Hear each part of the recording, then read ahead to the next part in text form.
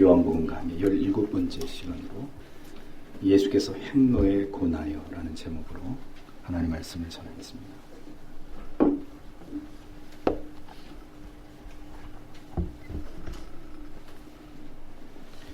요한복음을 비롯한 복음서를 우리가 묵상할 때 우리가 주의를 기울여야 하는 점은 철저하게 하나님의 말씀을 쫓아갈 때 그 예수 그리스도의 관점을 따라가야 한다는 점입니다. 예수께서 어떤 의도로 말씀을 하셨고 어떤 의도 가운데 행동을 하셨는지 그분의 의중과 뜻을 깨닫는 것이 매우 중요합니다.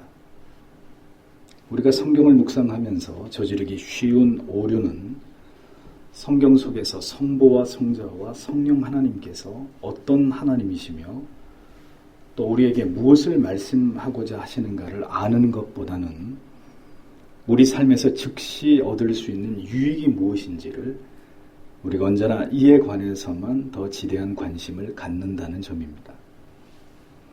그래서 이 시대의 많은 성도님들은 성경을 깊이 있게 주해하고 그 성경 속에 어떤 교리가 숨겨져 있고 그 교리를 통해 우리에게 보이시려고 하는 하나님의 뜻이 무엇인지는 관심이 없고 이 말씀을 곧바로 내 삶에 나의 유익을 위해 어떻게 적용할지에 대해서는 그런 설교를 듣는 것에 매우 익숙해져 있는 이런 안타까운 현실들을 우리가 보게 됩니다. 이런 식으로 진리에 접근해서는 결코 성경의 말씀을 올바르게 이해할 수 없고 하나님을 아는 올바른 지식에 도달할 수 없으며 따라서 결국은 성경이 말씀하고 있는 참된 믿음을 가지고 하나님께서 기뻐하시는 삶을 살아갈 수 없다는 것을 우리는 기억해야 합니다. 성경이 오늘의 삶에 필요한 지식과 적용할 지혜를 주지 않으신다는 말씀은 결코 아닙니다. 그러나 무엇을 적용할 것인가의 문제보다는 성경을 통해서 하나님께서 드러내시고자 하시는 계시와 뜻을 바르게 이해하는 것이 언제나 더 우선이 되어야 한다는 것입니다. 이렇게 성경에 접근하는 노력을 통해서 먼저는 우리가 삼위의 하나님을 올바르게 이해하고 하나님에 대한 올바른 지식을 갖는 것이 무엇보다 중요한 것이고 참된 신앙은 올바른 진리를 깨달음을 통해서 하나님을 정확하고 바르게 아는 것에서부터 출발한다는 사실을 절대로 간과해서는 안 된다는 것입니다. 신앙은 내 마음과 내 느낌과 내가 아는 피상적인 지식을 따라갈 때 가장 위험한 상태에 이를 수 있다는 것을 기억하십시오. 내가 느끼는 주관적인 감정과 판단은 신앙이 아닙니다. 성경이 말씀하고 있는 지식과 기준과 그 원리를 따라가는 것이 가장 안전한 신앙이 되는 것입니다. 성경의 무호성을 믿는다면 그 말씀을 따라서 우리의 신앙에 오류가 없게 하는 것이 올바른 신앙이 아니겠습니까? 무지는 반드시 오류를 낳고 그 오류는 우리의 귀한 인생이 귀한 시간들이 우리의 자원들이 모두 허비되게 만드는 결과를 낳습니다. 그렇게 잃어버린 시간들은 영원히 돌이킬 수 없는 것이고 그러한 무지의 모든 선택들이 결국 우리의 삶의 내용을 모두 다 결정해버리게 된다는 사실을 잊어서는 안 됩니다. 많은 경우에 하나님이 우리를 인도해서 그 길로 간 경우보다는 우리의 어리석고 미련한 판단이 우리를 그렇게 인도한 경우들이 훨씬 더 많다는 사실을 우리는 잘 염두하고 우리의 인생을 하나님 앞에서 살아가야 되는 것이죠. 오늘의 본문을 통해서 우리는 예수 그리스도께서 어떤 분이시고 그분의 의도가 무엇인지 그리고 성경이 이 인간이 되신 하나님의 아들을 어떻게 묘사하고 있는지에 집중해서 하나님의 말씀을 들으실 때 여러분들에게 주시는 귀한 은혜의 깨달음이 있을 줄 믿습니다. 본문 1절을 보십시오. 예수께서는 자기가 요한보다 더 많은 제자를 삼아 세례를 준다는 소문을 바리새인들이 들었다는 것을 아시고 2절에 사실은 예수께서 직접 세례를 주신 것이 아니고 그의 제자들이 준 것이다. 원문을 통해서 직역을 하면 이런 의미가 됩니다. 세례요한의 제자들이 보인 반응이나 또 이 구절의 말씀을 통해서 유추해 보더라도 이미 예수께서는 공생애를 시작하시자마자 많은 무리들이 그를 추종하는 상황이 되었다는 것을 쉽게 알 수 있습니다. 그리고 이와 같은 사실을 전해드리면서 긴장을 한 것은 세례 요한의 제자들뿐이 아니었습니다. 제자들뿐만이 아니라 세례 요한을 예의주시하고 있었던 바리새인들의 감시의 눈이 이번에는 예수 그리스도의 이러한 그가 드러내고 있는 두각을 보면서 그들의 눈에 예수 그리스도가 포착이 된 겁니다.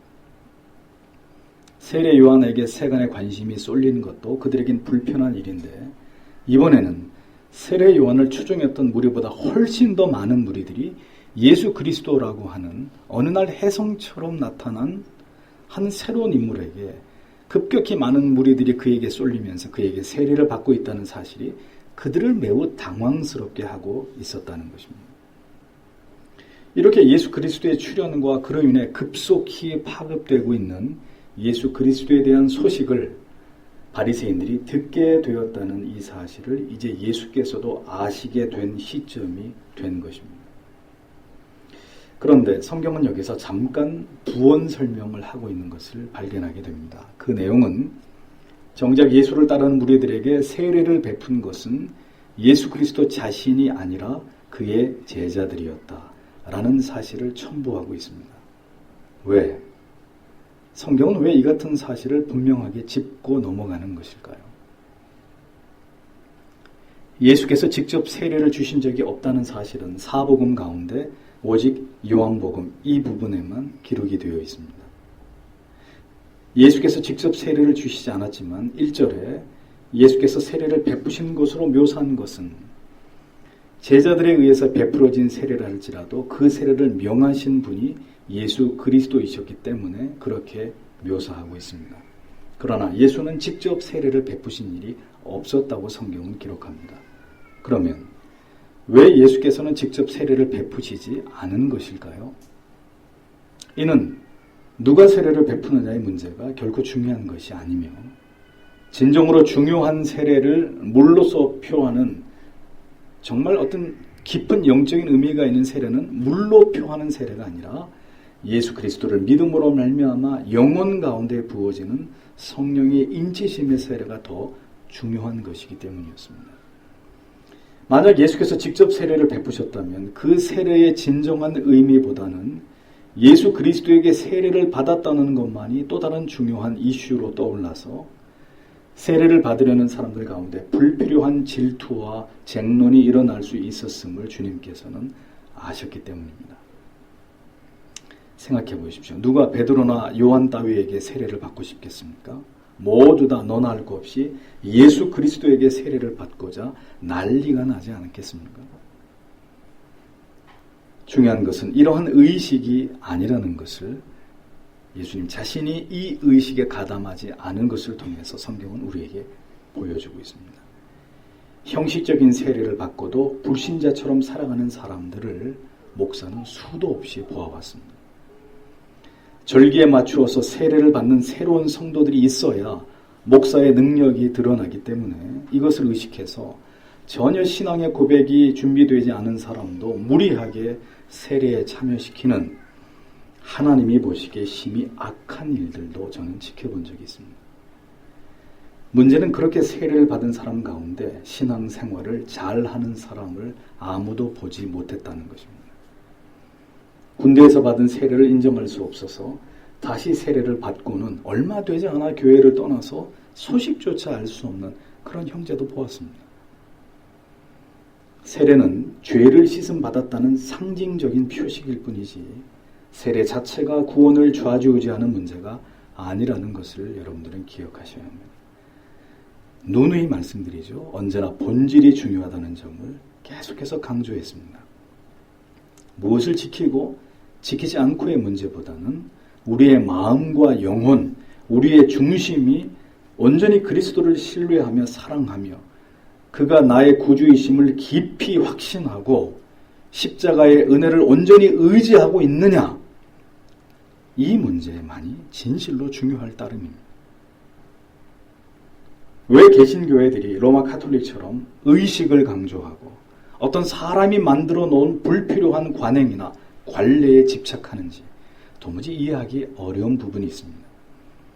마음을 다하고 뜻을 다하고 생명을 다해서 하나님을 사랑하는 것이 신앙의 본질인데도 그런 마음 없이 의식적으로 신앙의 모든 행위들에 참여하는 것이 얼마나 바리새적이고 율법주의적인지에 대해서 아직도 많은 사람들은 이 신앙의 중요성을 깨닫지 못하고 있다는 것이 탄식할 만한 그런 일들이라는 것. 본질이 약화되고 무너지게 되면 뭐만 남습니까? 형식, 의식, 무가치한 전통, 그것을 붙드는 구태의연한 집착만이 남게 되는 거예요. 그래서 중요하지도 않은 것에 목숨을 걸려고 하는 어리석은 신앙이 아닌 신념이 붙들리게 되는 것입니다. 그래서 정말 지켜야 될 중요한 정신은 무시되고 전혀 중요하지 않은 가치와 전통들이 중시되고 그러한 형식주의에서 헤어나오지 못하는 폐단을 보게 되는 것입니다. 기독교의 신앙은 그러한 생명 없는 맹목적인 복종이나 맹종, 무의미한 관념적 신앙이 결코 아닙니다. 만약 오늘 이 예배가 여러분에게 관념적인 것이고 피상적인 것이고 형식적인 것이고 여러분들의 신앙의 고백이 사변적인 것에 불과할 뿐이라면 우리 또한 이 시간에 오늘 몸이 건조한 종교 생활에 심취하고 있을 뿐인 생명 없는 빈 껍데기 같은 교인이 될 뿐일 것입니다. 세례는 신앙에서 결코 최우선적 과제가 아닙니다. 다만 죄 씻음을 받았음을 나타내는 부차적인 하나의 의식일 따름입니다. 임종이 임박하나 세례를 받을 상황이 아니라 할지라도 그의 신앙의 고백이 분명하고 진실된다면 단언컨대 반드시 그의 영혼은 오늘 주님의 품에 안기게 될 것입니다. 예수께서는 그의 공생의 시작에서부터 바로 이 부분을 명확하게 하신 것입니다. 성경을 주목해서 보면 주께서 무엇을 중요하게 생각하셨는지 그 가치를 발견하고 깨닫게 됩니다. 그러면 그러한 핵심을 놓치지 않는 신앙인들이 되셔야 되는 거예요. 줄기를 붙잡아야 하는데 중요하지 않은 가지를 붙잡으니 신앙이 자라지 못하고 자라다가 부러져 버리는, 시험에 들고 낙심하고 뒤로 물러가는 일들이 그래서 생기는 것입니다. 3절을 보면 유다를 떠나 다시 갈릴리로 가셨다라고 기록하고 있습니다. 주께서는 바리새인들이 자신에 대한 소식을 들었다는 것을 아시고는 즉시 그곳을 떠나가십니다. 왜? 아직 그를 따르는 많은 무리가 있었는데 왜 바리새인들 귀에 예수님에 대한 소식이 들어갔다는 사실을 알자마자 주님은 그곳을 떠나신 것일까요? 이것은 주님의 사역의 초반부에서부터 불필요한 마찰을 피하고자 하셨기 때문입니다. 아마도 그곳에서 계속해서 계시면서 세례를 베푸셨다면 바리새인과 예수님 사이에 상당한 긴장감이 고조됐을 것이고 결국은 바리새인들의 강력한 제재와 핍박을 받으시면서 사역의 초반부터 난항을 겪게 되는 그런 일이 일어날 수 있었을 것입니다. 주님께서는 이제 막 공생애를 시작하셨고 앞으로 하셔야 될 일이 많은 그런 가운데 계셨습니다. 따라서 지혜롭게 주님께서는 시간을 벌기 위해서 일단 유대를 떠나서 갈릴리 지역으로 저 밑에 갈릴리 지방으로 이동할 것을 결정하신 것입니다. 이것을 보면 우리는 이런 교훈을 얻게 됩니다. 어려움이 있고 위험이 있을 때 무조건 이것을 정면으로 돌파하는 것만이 능사가 아니라는 것이죠. 아직 감당해야 될 중요한 사명이 있고 진행되어야 될 사역이 있다면 때로는 그 박해와 핍박을 피하고 돌아가는 것 역시 하나님의 일들을 감당할 때 필요한 지혜라는 것을 알게 됩니다. 무의미하게 권한을 자초하거나 순교를 하지 못해서 오직 순교만이 목적이라 순교를 하지 못해 안다라는 것은 이것 또한 자기의 의와 고집이 될 수 있는 거예요. 모든 일은 다 하나님의 정하신 때가 차야 된다는 것입니다. 그러기 전까지는 합리적인 지혜를 통해서 다음에 하나님의 일과 계획을 도모하는 것 또한 올바른 신앙을 가진 신자들이 분별하고 판단해야 될 몫이라고 우리는 이 말씀을 통해 깨달음을 얻게 되죠. 자기의 안위를 생각해서 도망치거나 비굴하게 피하는 것은 결코 하나님의 방법이 아니지만 하나님의 계획과 뜻을 이루기 위해서 때를 기다리고 조용히 자리를 피하거나 웅크리고 있는 것은 충분히 그럴 필요가 있다는 것입니다. 우리는 주님에게서 이러한 지혜를 배워야 하겠죠. 유대에서 갈릴리로 최단거리로 가기 위해서는 필연적으로 통과해야 될 곳이 있었습니다. 그곳이 어디입니까? 바로 사마리아입니다. 4절을 보면 그러나 그곳으로 가려면 사마리아를 거쳐야만 하였다. 이렇게 기록합니다. 북이스라엘이 아수르에 의해서 멸망을 당하고 많은 유대인들이 아수르의 포로로 끌려가게 됩니다. 그리고 그들이 다시 본향으로 돌아왔을 때는 이미 아수르에 의해서 철저하게 그들의 순수한 혈통과 신앙이 유린당하고 난 뒤였습니다. 그리고 그런 상태에서 본국으로 돌아오니 남아있었던 유대인들은 그들을 벌레 취급하듯 했습니다. 왜? 순수한 혈통을 잃어버렸다는 것이죠. 이방인과 몸을 섞었다는 이유로 그들을 혐오하고 경멸하기 시작했습니다. 이러한 이유로 유대인들은 예루살렘에서 갈릴리로 내려갈 때 사마리아를 경유하는 직선 행로를 피하고 일부러 요단강 건너 베레아 지방을 우회해서 남쪽인 갈릴리로 행하곤 했습니다. 그러나 예수께서는 여느 유대인들처럼 갈릴리로 향하는 길에 우회로를 정하지 않으시고 사마리아를 경유하는 직선 행로를 택하셨다는 사실을 우리는 알게 됩니다. 이유는 단 하나죠. 그것은 사마리아에도 잃어버린 아브라함의 자손들이 있었기 때문입니다. 그것도 주님께서 돌보셔야 될 영혼들이 있는 지역이기 때문이었습니다. 이것을 보면 어느 곳이든 복음이 필요하지 않은 곳은 없다는 것을 알게 됩니다. 우리에게 가지 않겠다고 선언할 수 있는 니느웨는 없는 것입니다. 복음을 들고 가라고 하시면 그곳이 우리 민족에게는 말할 수 없는 민족적인 피의식을 떠올리게 하는 일본 같은 나라를 할지라도 가야 되는 것이고, 김일성 3부자에 의해서 오랜 폭정에 시달리면서 참된 자유가 무엇인지 전혀 알지 못하고 그렇게 살아오고 있는 이 북녘 땅의 민족들에게, 우리의 동포들에게도 가서 어느 곳이든 우리는 복음을 들고 가서 이것을 전해야 된다는 것입니다. 우리가 가장 경계해야 될 것 중에 하나는 우리의 편견과 선입견에 사로잡혀 있는 우리의 생각입니다. 우리는 우리 자신도 모르는 편견을 가지고 있을 때가 있습니다. 우리의 일천한 경험과 알량한 지식으로 우리는 속단하고 재단하고 그리고 그 기억에 사로잡혀서 사람들을 판단하고 평가하려는 어리석음이 우리 안에 있습니다. 올바른 신앙을 향해서 나아가려고 할 때 우리는 우리 안에 있는 이러한 편견과 선입견의 벽도 우리는 반드시 허물어야 된다는 것을 기억하셔야 합니다. 유대를 떠나 갈릴리로 가실 때 주님께서는 조금도 주저함이 없이 사마리아로 방향을 잡으셨습니다. 그리고 사마리아의 수가성에 이르자 당황한 것은 이후에 등장하는 사마리아 여인이었지 주님은 전혀 사마리아 여인을 마주하시면서 당황하시지 않았습니다. 그러나 우리는 여전히 당황할 때가 많이 있습니다.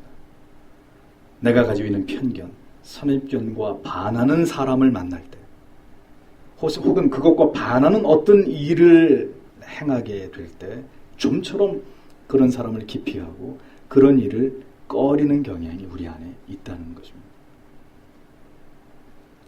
목사 자신도 부끄럽지만 예외가 아닙니다. 내 안에 있는 어떤 편견과 부딪힐 때마다 내 자신에게 왜 이러한 면이 있는지를 언제나 곰곰이 생각하게 됩니다. 그리고 그 이유는 바로 경험에서 비롯된 자기 방어와 자기 보호 때문이라는 것을 깨닫게 됩니다. 좋은 말로 해서 그렇게 표현하는 것이죠. 두말할 것 없이 이것은 옹졸한 이기심의 죄인 거죠. 자기애, 나를 더 사랑하는 죄인 것입니다. 경험한 바에 의해서 이 상황이나 이 사람을 동일화해버리고 그렇게 규정해서 사람을 대하고자 하는 우리 안에 존재하는 이러한 악들을 우리는 정확히 볼 필요가 있다는 겁니다. 주께서는 우리에게 말씀하셨습니다. 70번씩 7번이라도 용서해라. 어떻게 이것이 가능할까요? 주님은 우리에게 이렇게 말씀하시는 거죠. 상대의 허물과 실수와 결점을 잊어버리라는 거예요.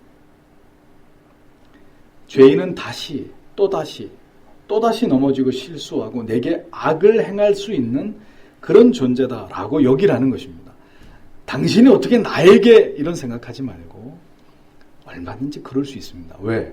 당신도 나도 죄인에 불과하기 때문에. 주께서는 지금도 우리를 향해서 다시 또다시 기회를 주시고 기다려주시고 돌아오도록 인내심을 가지고 우리를 바라보고 계신다는 사실을 우리가 이해하게 될 때, 우리가 진정으로 그리스도를 닮고자 한다면 우리는 이러한 우리 안에 있는 편견과 선입견과 싸워야 되는 것입니다. 나는 원래 이렇게 생겨 먹었습니다. 그러니 나를 내버려 두십시오. 그것은 신앙인의 태도가 아니죠. 그것을 깨트리려고 해야 되는 거죠. 또다시 그런 일을 겪고 또다시 똑같은 사람에게 그런 아픔을 느끼게 된다 하더라도 나를 용서하시고 또 용서하시고 또 용서하시는 그 그리스도의 사랑에 대한 감격이 내 안에 있다면, 그리고 그 영혼에 대한 사랑과 어떻게 해서라도 그를 그리스도께로 인도해야 된다는 이러한 사명감이, 영혼에 대한 열정이 있다면 우리는 다시 인내하면서 그 자리를 지킬 수 있어야 한다는 것입니다. 이것은 절대로 쉬운 일은 아닙니다. 그리스도를 본받으려고 하는 자의 마음이 있지 않고는 이렇게 우리 자신을 내어주기란 쉬운 일이 절대로 아니죠. 주님께서는 인간의 이러한 고정관념과 편견을 깨트리십니다. 그것이 복음의 정신이라고 우리에게 말씀하고 계시는 것이죠. 복음의 정신은 이러한 인간이 만들어 놓은, 인간이 쳐놓은 모든 경계를 허물고 벽을 뛰어넘고 우리의 마음속의 사마리아로 다가가는 것이라고 우리에게 몸소 보여주고 계시는 것입니다. 이번에 선거의 결과를 보십시오. 대한민국은 여전히 동과 서가 선명하게 나뉘어져 있는 것을 보시지 않았습니까? 탄식할 일입니다. 사마리아로 가십시오. 오늘 여러분의 사마리아가 어디입니까? 지독한 편견과 선입견의 자리에 묻어두고 결코 그것으로 발길을 돌리지 않고자 했던 그런 장소나 그런 사람, 기대하지 않았던 사람, 기대함이 없었던 장소, 그것이 우리의 사마리아가 아닐까요? 복음의 정신은 그런 것입니다. 우리를 뛰어넘어서 사명을 가지고 그것으로 발걸음을 옮길 수 있는 주님, 내게 그 마음을 주십시오. 이것이 우리에게 중요한 기도의 제목이 되어야 할 것입니다. 우리가 주를 닮고자 한다면. 5절을 보면 그러므로 그는 수가라고 불리는 사마리아 성으로 가셨는데 이곳은 야곱이 그의 아들 요셉에게 준 밭에서 가까운 곳이라. 이렇게 기록하고 있습니다. 이곳은 지금 수가라고 하는 사마리아 성으로 가셨는데 이곳은 구약 창세기에서 아브라함에게 처음 나타나신 세겜이라는 지역과 동일한 곳입니다. 야곱은 이곳을 세겜에서 샀고 그 땅의 일부를 요셉에게 주었죠. 이 세겜에서 여러 가지 의미 있는 사건들이 일어났다는 것을 구약의 성경은 우리에게 기록해 놓고 있습니다. 야곱이 밧단 아람에서 돌아와서 처음 거주한 곳도 바로 이곳이고, 야곱이 요셉을 형제들에게 보냈을 때 형들이 양을 치던 곳도 바로 이 세겜이었습니다. 이스라엘이 가나안 땅을 차지했을 때 약속된 도피성 가운데 한 곳이 바로 이곳이었고, 여호수아는 바로 이곳에서 모든 이스라엘 백성들을 모아놓고 그의 마지막 유언을 남깁니다. 그리고 이곳에서 그의 뼈를 메고 이스라엘 백성들이 나간 곳이 바로 세겜이죠. 이처럼 예수님 당시에는 유대인들이 발걸음조차 꺼리던 혐오의 땅이었지만 역사 속에서 볼 때는 이스라엘 백성들에게 너무도 중요한 땅이고 지역이었고 역사에 많은 이야기들이 기록되어져 있는 모순되게도 그곳이 바로 이 사마리아의 수가성 지역이었다는 것입니다. 성경은 이 점을 밝혀놓고 있는 것이죠.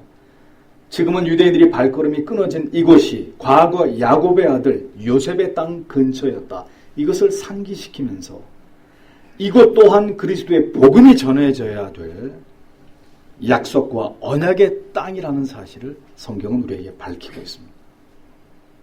복음을 배척하고 진리를 거부하는 곳과 사람이 있는 곳이 아니라면 우리는 어떤 곳이든지 그곳으로 가서 그들에게 복음을 전해야 되는 것입니다. 어제의 역사적인 장소가 오늘 우리의 편견과 오만함에 의해서 우리가 가장 꺼리는 장소가 되기도 하고, 반대로 어제의 악한 땅이 하나님의 복음이 들어감으로 말미암아 오늘의 진리가 강수처럼 흘러가는 복된 땅이 되기도 하는 것이 하나님이 행하시는 일들입니다. 한국을 생각해 보십시오. 기독교와는 거리가 먼 수천 년 동안 철저하게 우상을 숭배해왔던 그런 민족이었습니다. 그런데 2000여 년 전에 이곳에 복음이 들어왔습니다. 그리고 이처럼 우리에게까지 이 복음이 전해졌고 우리와 우리의 자녀들이 이 복음을 자유로움 속에서 믿고 따르는 삶을 살아갈 수 있는 그러한 나라가 되었습니다. 들어가지 못할 사마리아는 없는 것입니다. 그들이 모두 하나님의 택함을 입은 하나님의 자녀일 수 있고 변화되어서 참된 그리스도인이 될 수 있다는 것을 우리는 기억해야 합니다. 복음은 인간의 통념과 편견과 보편적인 인식과 사고를 뛰어넘는 것입니다. 지금은 유대인들이 출입을 금하는 사마리아가 과거에는 야곱이 그의 아들들에게 준 땅을 지척에 두고 있는 매우 유서 깊은 곳이었다는 점, 이제 주님은 그곳으로 들어가셔서 무엇인가를 행하고자 하시는 시점이라는 것을 성경은 정확하게 묘사하고 있습니다.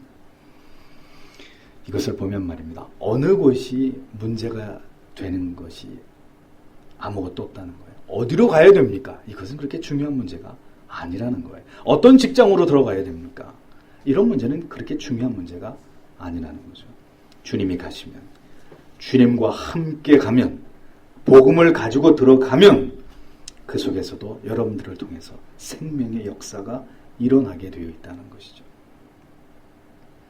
복음을 배척하는 곳에서는 신발에 먼지까지 떨어버리고 나오라고 엄히 말씀하시던 주님이 그 복음을 받아들일 영혼이 있는 곳은 사마리아 아니라 땅 끝까지라도 가야 한다고 주께서는 우리에게 말씀하고 계십니다. 그런 차원에서 선교는 교회의 필연적인 사명이고 성도가 반드시 감당해야 될 명령입니다. 다만 우리가 가지 못하니 그 나라와 민족에게 복음을 전하는 선교사님들이라도 우리가 후원하고 그곳에 복음이 잘 전해지도록 돕는 것은 모든 성도님들과 교회의 마땅한 의무이고 사명이라는 거예요. 우리 교회는 이 일을 매우 잘 감당하는 그런 교회가 되기를 원합니다. 성경은 사마리아 안의 수가성, 그리고 더 구체적인 지명으로 범위를 좁혀가고 있는 것을 보여줍니다. 6절을 보면 야곱의 우물이 거기 있었고 예수께서는 여행으로 지치셔서 우물가에 앉으시니 제6시쯤 되었다. 사마리아에서 다시 수가성, 그리고 범위를 더 좁혀서 어느 우물가가 야곱의 우물가, 야곱의 우물가가 이렇게 성경에 뚜렷한 지명으로 기록되어 있습니다. 저는 이 지역에 가보지 못했습니다만 혹 나중에 우리 성도님과 함께 성지순례를 갈 기회가 되면 이 팔레스타인 지방 이 지역을 여행하다 보면 지금도 그 지역에 대대로 야곱의 우물이라고 이름 붙여진 우물이 존재한답니다. 비교적 깨끗한 상태로 아주 잘 보존되어 있는, 오늘 성경이 말하는 이 야곱의 우물을 우리가 육안으로 볼 수도 있다고 해요. 유대에서 갈릴리로 가는 도중에 사마리아를 경유하시는 주님께서 사마리아에서 수가성으로 들어오셨고 마침내 그 성 안에 야곱의 우물에까지 이르게 되었다. 성경은 소상하게 기록합니다. 이렇게 지역을 점점 좁혀가면서 그리스도의 행보를 소상히 기록하고 있는 것은 이제 무슨 일인가 이곳에서 일어날 것이라는 사실을 암시하고 있는 것이죠. 야곱의 우물에 제6시라고 했습니다. 지금의 시간으로는 정오를 가리키는데 그곳에 그분이 앉으셨다고 했습니다. 그리고 무슨 일이 일어나기 직전에 성경은 결코 빠뜨리지 않고 예수의 상태가 지금 어떠한지를 기록해 놓았습니다. 예수께서 여행길에 심히 피곤하신 상태에 계셨다 라는 부분을 성경은 분명하게 우리에게 보여줍니다. 이 구절이 왜 중요한 것일까요? 교의학에서 이 기독론, 그리스도의 신성과 인성을 다루면서 그리스도의 인성을 이야기할 때 빠지지 않고 인용되는 성경 구절이 바로 이 구절입니다. 그리스도의 자기 비하가 인성을 가지심을 통해서 나타나고 있는 가장 대표적인 구절 가운데 하나가 바로 이 구절입니다. 그는 지금 피곤하신 척 하신 것이 아니었습니다. 실제로 그의 육신은 지쳐 있었습니다. 그 길고 긴 복음을 전하는 여정 속에서 주께서는 다른 어떤 교통수단을 이용하셨다는 기록이 성경에 전혀 나타나 있지 않습니다. 마지막 유월절을 지키시기 위해서 예루살렘에 입성하셨을 때 타셨던 어린 당나귀가 그분이 타신 유일한 교통수단이었습니다. 그러하기에 언제나 주님의 하루는 심히 피곤한 하루이셨을 것이라는 것을 우리는 쉽게 짐작할 수 있습니다. 하루 종일 걸어서 이동하시고 그분께서 주로 상대하신 사람들은 정상적인 사람들이 아니라 귀신 들린 사람이거나 병에 걸려있는 환자거나 혹은 심각한 중증의 장애를 가진 사람들이 대부분이었습니다. 그것도 힘든 사람들을 대하는 일은 얼마나 많은 체력적인 소모가 있는 일인지는 겪어보지 않으면 잘 알 수 없는 부분입니다. 마가복음 1장에 보면 하루 종일 복음을 전하시고 병자들을 돌보신 주님이셨지만 저녁 시간조차도 쉬실 틈이 없으셨다는 사실을 우리에게 보여줍니다. 마가복음 1장 32절에서 35절을 보면 저물어 해질 때 모든 병자와 귀신 들린 자를 예수께 데려오니 온 동네가 문 앞에 모였더라. 예수께서 각색 병든 많은 사람을 고치시며 많은 귀신을 내어 쫓으시되 귀신이 자기를 알므로 그 말하는 것을 허락지 아니하시니라. 새벽 오히려 미명에 예수께서 일어나 나가 한적한 곳으로 가사 거기서 기도하시더니 32절에서 35절까지 늦은 저녁 시간부터 새벽 동안 예수께서 뭘 하셨는지가 기록되어져 있습니다. 병자와 귀신 들린 자들을 위해서 예수께서는 저녁에 휴식 시간까지 모두 양보하셨습니다. 밤새도록 사람들을 돌보신 주님께서는 새벽이 되자 이제 그만 자야 되겠다 하신 것이 아니라 다시 한적한 곳으로 가셔서 기도하셨다고 성경은 적고 있습니다. 그렇게 해도 주님은 강철 체력이시기 때문에 문제 없을 것이다 이렇게 생각하고 싶으십니까? 고나여 배의 고물에서 주무시던 주님의 모습을 생각해 보십시오. 그분은 우리처럼 연약하시고 그분은 우리처럼 피곤을 느끼시지만 때로는 이 모든 것을 감내하시면서까지 죄인들의 영혼을 돌보시는 일들을 감당하셨습니다. 그분은 자기의 몸을 극한의 피로 가운데로 극한의 고단함 가운데로 몰아가시면서까지 영혼들을 돌보셨습니다. 우리를 위해서 그렇게 헌신하신 삶이었습니다. 우리는 어떻게 주님을 닮을 수 있을까요? 여러분이 진정으로 주님을 섬기는 일로 인해서 혹 때때로 육신의 한계를 느끼실 때 이렇게 생각하십시오. 주께서 나를 위해서 그렇게 섬기셨는데 내가 이렇게 주님을 섬김이 주님을 닮아갈 수 있는 것이 아닐까.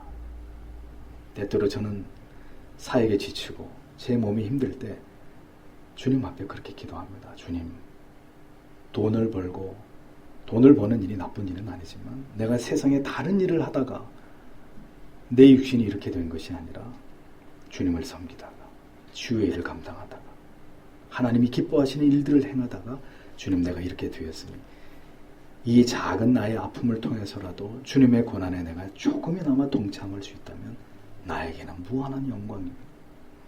그러면 내가 이렇게 아프고 괴롭고 피곤하고 스트레스를 받고 고통스러운 것조차도 감사의 이유가 되는 것이죠. 주님은 나를 위해서 극한의 한계까지 자기를 몰아가시면서 그렇게 섬김의 삶을 사셨는데 나도 그분을 닮아가는 것이 마땅하다. 이런 감사한 마음이 생기더라는 것입니다.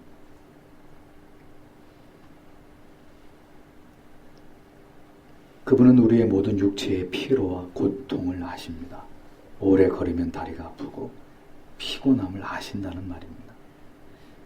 인생에 주어진 자기의 인생길을 걸어갈 때 때로는 쉬고 싶고 모든 것을 다 내려놓고 싶은 그런 순간이 찾아온다는 것. 우리에게 낙심과 절망이 몰려올 때가 있다는 사실을 주님은 아시는 분이십니다.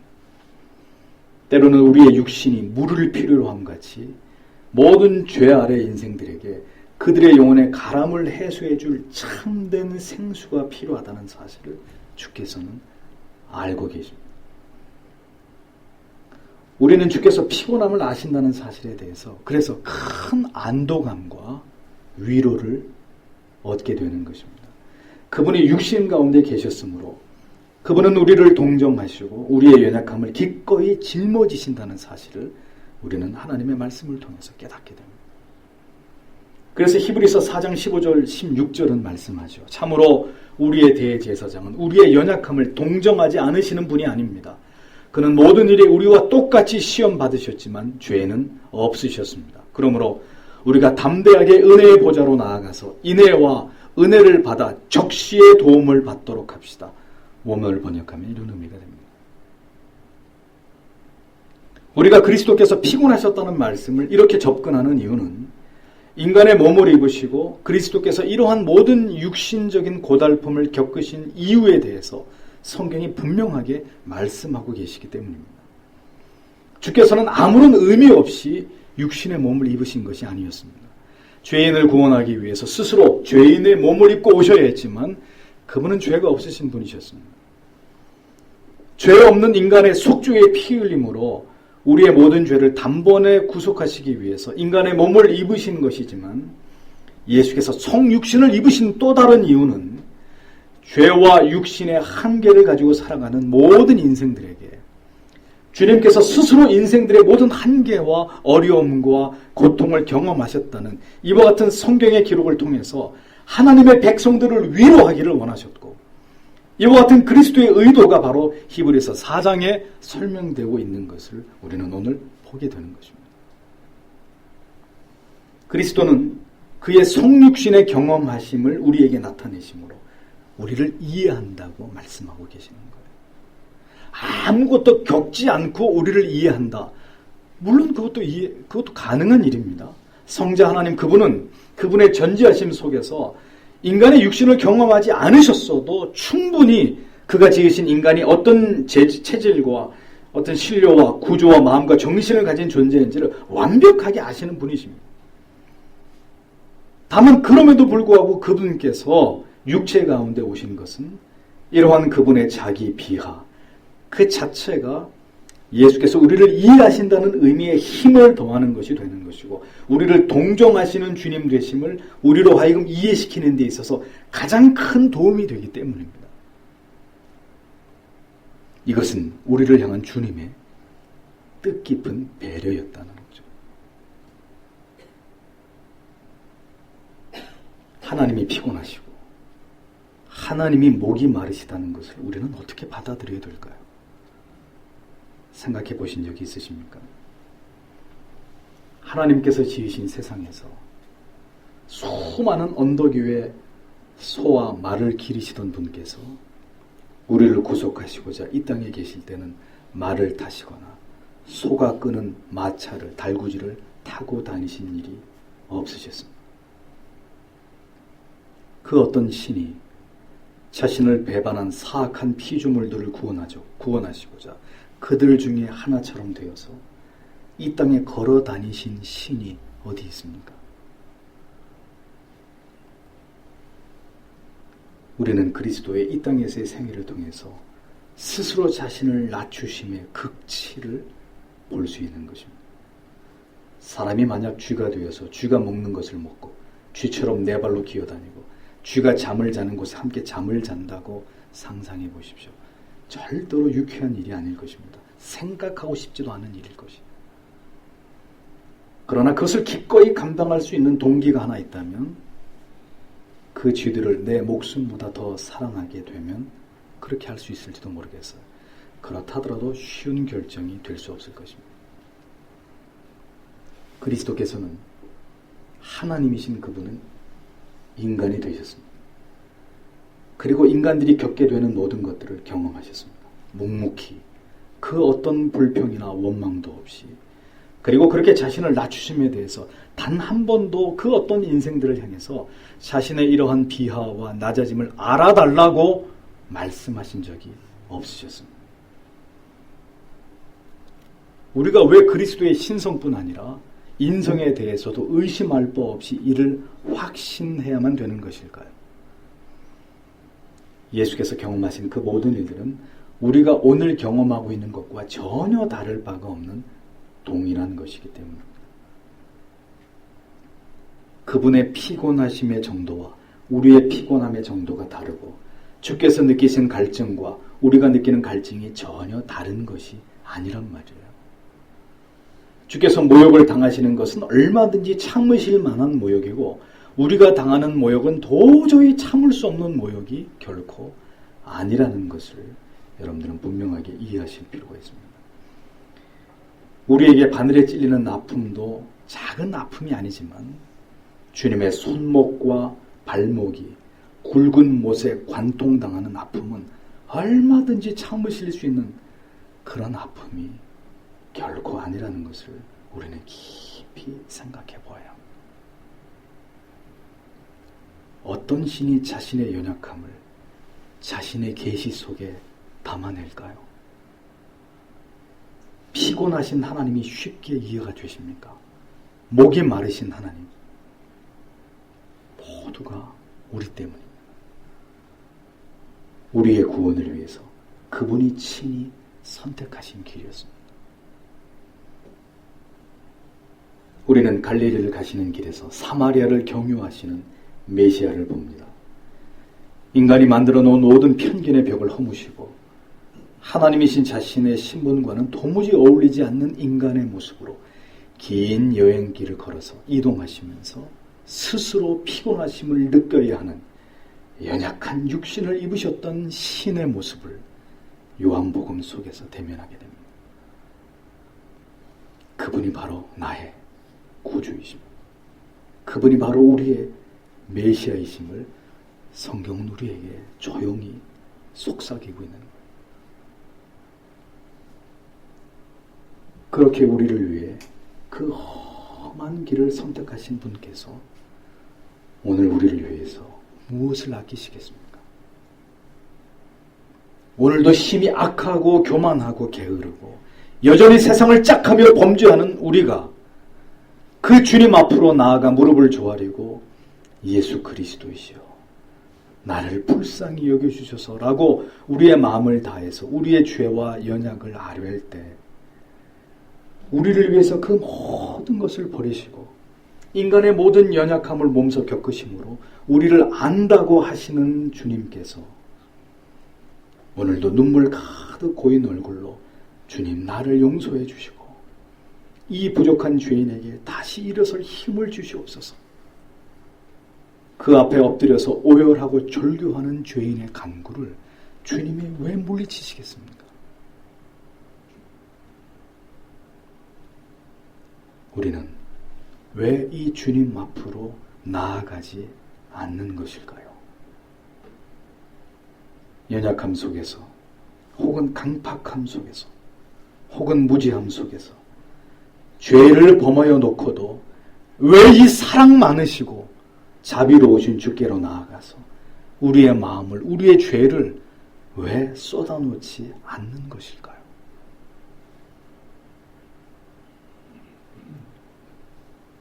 피곤하셨던 주님, 이 본문을 묵상하는데 왜 그렇게 눈물이 나는지 모르겠어요.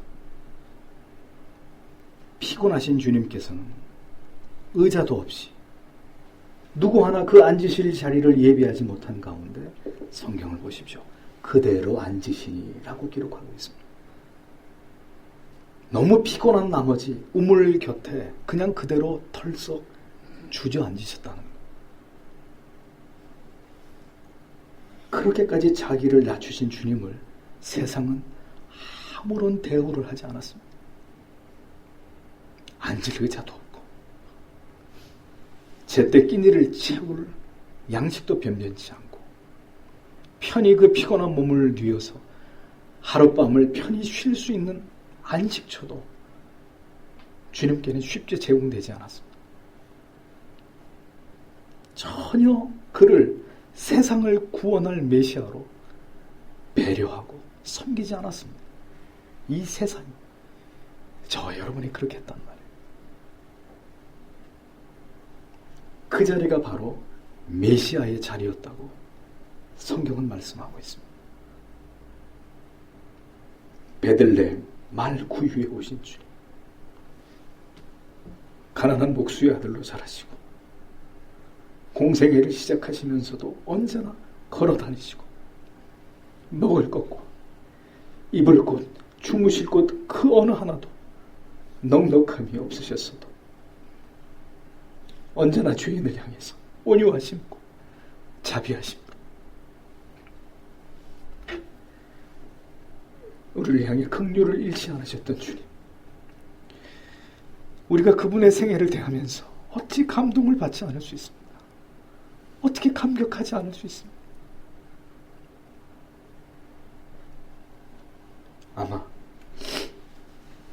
당시의 모든 유대인들이 모두 마차를 타고 다니거나 말을 타고 다녔더라면 주님께서도 말을 혹은 마차를 타셨을 것입니다. 그러나 주님께서는 가장 가난한 자들을 생각하신 것입니다. 가난한 자를 생각하시는 하나님께서는 소나 양을 잡아 바치는 제물도 받으셨지만 우리 돈으로 고작 2, 3천 원 하는 비둘기도 제물로 받으시고 이도 없으면 곡식의 가루도 제물로 받으셨던 하나님이셨습니다. 복음은 가장 높은 곳에서부터 가장 낮은 곳까지를 다 포괄하는 것입니다. 배운 사람, 전혀 배우지 못한 사람 모두를 다 품는 것입니다. 사랑하기로, 그들을 구속하기로 하셨다면 그 가치를 위한 모든 것을 하나님께서 스스로 다 부담하시는 것, 그것이 바로 사랑입니다. 우리는 그 사랑을 바로 성자 예수 그리스도의 생애 속에서 발견하게 되는 것입니다. 사랑하는 성도 여러분, 부디 주님을 깊이 만나십시오. 그러면 그분께 더 친밀하게 다가가실 수 있을 것입니다.